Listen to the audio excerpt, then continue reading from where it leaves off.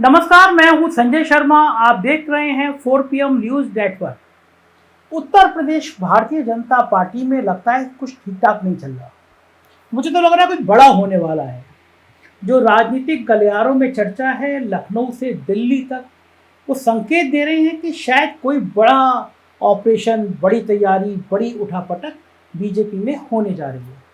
कुछ बड़ी बड़ी बातों को आपको आज चर्चा करता हूं, जिससे आप भी महसूस करेंगे कि सब कुछ नॉर्मल तो नहीं है।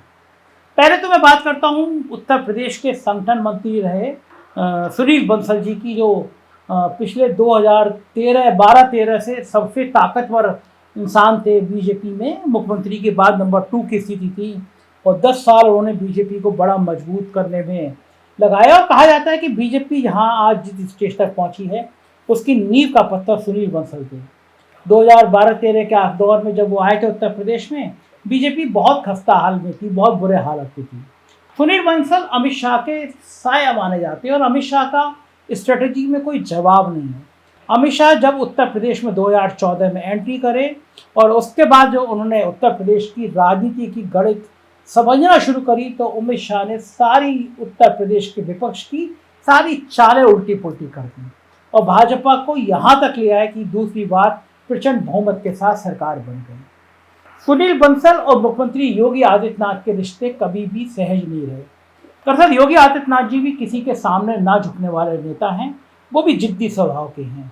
वो ठान लेते हैं तो फिर वो ठान लेते हैं। और सुनील बंसल को लगता था कि वह अमित शाह जी के सबसे करीबी हैं, लिहाजा उनका दखल ज़्यादा होना चाहिए। इस बात को लेकर दोनों नेताओं के बीच जो कोल्ड वार चली, उसने नीचे स्तर तक कार्यकर्ताओं को बड़ा कंफ्यूज किया। कुछ नेता इधर खांचे में बैठ रहे थे, कुछ नेता उधर खांचे में बैठ रहे थे। इस बीच में फिर दोबारा से जब पार्ट 2 बना तो चीज़ें गड़बड़ होना शुरू करी। लोग हैरान थे कि पार्ट 2 में क्या किसी को नज़र लग गई है। एक के बाद एक घोटाले, एक के बाद एक विवाद सामने आने लगे। अगर मैं शुरुआत से बात करूं तो जैसे तबादलों का जब सीजन शुरू हुआ तो ब्रजेश पाठक के तबादले, डिपार्टमेंट के तबादले बहुत ज़्यादा चर्चा का विषय बन गए। Brajesh Pathak deputy chief minister हैं, बहुत ताकतवर डिप्टी चीफ मिनिस्टर हैं, दिल्ली दरबार के बहुत करीबी हैं और दबंग हैं। और दूसरा सबसे अच्छी बात यह है कि वो जनता के बहुत करीबी हैं। जब वो कानून मंत्री थे, मतलब जब उनका इतना प्रभावशाली मंत्रालय नहीं था, तब भी सैकड़ों आदमी, हजारों आदमी रोज उनसे संवाद करता था, मिलता था। किसी को उम्मीद नहीं थी कि Brajesh Pathak deputy chief minister बन जाएंगे और इतना ताकतवर पोर्टफोलियो दे दिया जाएगा। लेकिन योगी जी की भी स्ट्रेटेजी बढ़िया रहती है। योगी जी को लगता है कि भाई दिल्ली ने अपने मन के मंत्री तो चुनवा दिए, लेकिन काम तो मुझे लेना है। लिहाजा उन मंत्रियों के जो एडिशनल चीफ सेक्रेटरी हैं, डिपार्टमेंट के कर्ता धर्ता हैं, वो योगी जी ने अपने मन के कर दिए और संकेत दे दिए कि भाई आपको मंत्री की नहीं, मुख्यमंत्री की माननी है।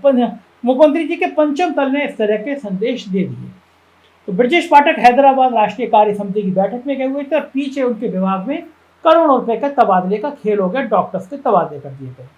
अब ब्रजेश पाठक उन नेताओं में से नहीं है जो चुपचाप बैठ जाते।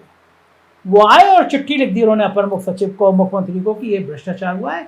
उसके बाद तब से 1.5-2 महीना हो गया, आज तक वो विवाद जारी है। मुख्यमंत्री जी ने दिल्ली के दखल के बाद एक कमेटी बनाई जो जांच करेगी चीफ सेक्रेटरी की, लेकिन अध्यक्षता में बनी थी। कमेटी ने क्या कहा आज तक पता नहीं। तो इन सब के बीच में विवाद बढ़ते चले गए। एक दिन अचानक खबर आई कि स्वतंत्र देव को नेता विधान परिषद पद से हटा दिया गया है। केशव मौर्य जो नेता सदन बना दिए गए, ये भी चौंकाने वाली बात थी। और स्वतंत्र देव जिस तरह हटाए गए वो भी चौंकाने वाली बात थी, क्योंकि वो प्रदेश अध्यक्ष भी नहीं रहे। तो जाहिर है स्वतंत्र देव सिर्फ एक कैबिनेट मिनिस्टर बन के रह गए। तो लोगों को समझ में नहीं आया कि हुआ क्या, क्योंकि स्वतंत्र देव योगी जी की आत्मा थे, योगी जी का साया थे। और कहा जाता था कि अगर स्वतंत्र देव को कुछ कह दिया, इसका मतलब सीधा आपने योगी आदित्यनाथ को कुछ कह दिया। तो जब ये योगी आदित्यनाथ जी के स्वतंत्र देव जी किनारे किए गए, तो उसी पल केशव मौर्य को ताजपोशी की। तो लोगों को समझ में नहीं आया कि हुआ क्या और क्या योगी जी का कद कम हुआ। लेकिन योगी को इस दौर में नाराज भी नहीं कर सकते नरेंद्र मोदी और अमित शाह। 2024 का चुनाव लगभग सिर्फ 1.5 साल, कोई बहुत बड़ा दौर नहीं होता, और उत्तर प्रदेश तय करेगा कि दिल्ली में हुकूमत किसकी बननी है। तो लिहाजा योगी जी को जो बड़ा कांटा था उनका, या योगी जी को जो आंख में खटकते थे, उन सुनील बंसल को राष्ट्रीय महासचिव बनाकर उनको इम्पोर्टेंट राज्य तेलंगाना, बंगाल, इन जैसे राज्यों की, उड़ीसा की जिम्मेदारी दे दी गई। उत्तर प्रदेश से मुक्त कर दिया गया। आमतौर पे ये होता है, चाहे भले उस राज्य का नेता हो, लेकिन कोई बड़ा पद मिलता है और वापस आता है तो पूरा शहर होर्डिंगों से, मालाओं से पट जाता है। और सुनील बंसल जब उत्तर प्रदेश में थे तो सुबह से रात तक उनके चरण छूने वाले, उनकी चमचागिरी करने वाले, उनकी ब्रांडिंग करने वाले विधायकों और मंत्रियों को तांता लगा रहता था। मतलब लोग तरसते रहते थे कि सुनील बंसल एक बार सिर पे हाथ रख दे और हमारी बल्ले बल्ले हो जाए। तो सुनील बंसल जब राष्ट्रीय महासचिव बनने आने की घोषणा हुई तो ये सभी मान रहे थे कि पूरा लखनऊ होर्डिंग से भर जाएगा, सुनील बंसल जब आएंगे तो जुलूस निकलेगा और बहुत ज़्यादा स्वागत होगा। लेकिन अप्रत्याशित रूप से लोग हैरान हुए कि सुनील बंसल आए और शहर में कई होर्डिंग उनके स्वागत में नजर नहीं आए। ये बहुत बड़ी खबर थी, ये बहुत बड़ी चर्चा की बात थी कि सुनील बंसल जैसा ताकतवर नेता राष्ट्रीय महासचिव बन के आएगा और राजधानी लखनऊ में उसके होर्डिंग नहीं लगेंगे स्वागत के। मतलब निचले स्तर तक के जितने विधायक थे, मंत्री थे, वो समझ गए कि अब अगर हमने सुनील बंसल की शान में हमने होर्डिंग लगाए, पोस्टर लगाए तो योगी जी की निगाह हम पर टेढ़ी हो सकती है, लिहाजा कहीं होर्डिंग ना लगे। लेकिन केशव मौर्य गजब के आदमी हैं। केशव मौर्य ने जब फंक्शन हुआ तो उसमें कहा कि सुनील बंसल ही वो आदमी है जिनकी वजह से बीजेपी यहाँ तक पहुंची। और केशव मौर्य ने जो बंसल जी की तारीफ करी वो वायरल हो गई। सुनिए केशव मौर्य क्या कहते हैं। तो शून्य से शिखर तक ले जाने वाले भारतीय जनता पार्टी के राष्ट्रीय महासचिव, अध्यक्ष तो मैं भी रहा, लेकिन जो अध्यक्ष रहे उनके मस्तक पे मुकुट तो बन गया कि उनके नेतृत्व में जीत हुई, लेकिन उस जीत के संपूर्ण श्रेय के अधिकारी कोई है तो सुनील बंसल जी हैं। उनका भी मैं स्वागत भी करता हूं, अभिनंदन भी करता हूं। एक नव दायित्व मिला है, उसमें सफलता के भगवान से प्रार्थना करूंगा। तो शून्य से शिखर तक ले जाने वाले भारतीय जनता पार्टी के राष्ट्रीय महासचिव, अध्यक्ष तो मैं भी रहा, लेकिन जो अध्यक्ष रहे उनके मस्तक पे मुकुट तो बन गया कि उनके नेतृत्व में जीत हुई, लेकिन उस जीत के संपूर्ण श्रेय के अधिकारी कोई है तो सुनील बंसल जी हैं। उनका भी मैं स्वागत भी करता हूं, अभिनंदन भी करता हूं। एक नव दायित्व मिला है, उसमें सफलता के भगवान से प्रार्थना करूंगा। ये सारा दौर चलता रहा।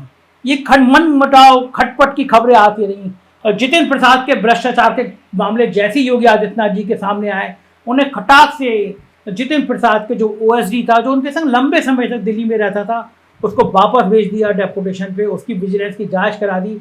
लेकिन लोग हैरान थे कि जितिन प्रसाद इतना लंबा भ्रष्टाचार खुलने के बावजूद योगी जी उनको अपने मंत्रिमंडल से बर्खास्त नहीं कर पाए। और योगी जी आदित्यनाथ का बस चले तो जितिन प्रसाद कल ही मंत्रिमंडल से बर्खास्त कर दिए जाएं। लेकिन लोगों ने कहा कि आखिर क्या कारण है कि योगी जी इतने भ्रष्ट मंत्री को अभी तक सहेज रहे हैं, क्योंकि भ्रष्टाचार के किस्से सामने आ गए। इन सब खुराफातों के बीच में लोग हैरान थे कि आखिर बीजेपी अपना प्रदेश अध्यक्ष क्यों नहीं बना पा रही है।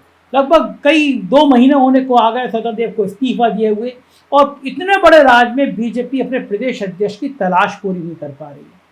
ये सब चल रहा था, लेकिन अचानक गडकरी को संसदीय कमेटी से बाहर निकलने के बाद राजनीति और तेज हो गई। क्या गडकरी को बाहर का रास्ता दिखा के योगी आदित्यनाथ जी को कोई संदेश देने की कोशिश की है?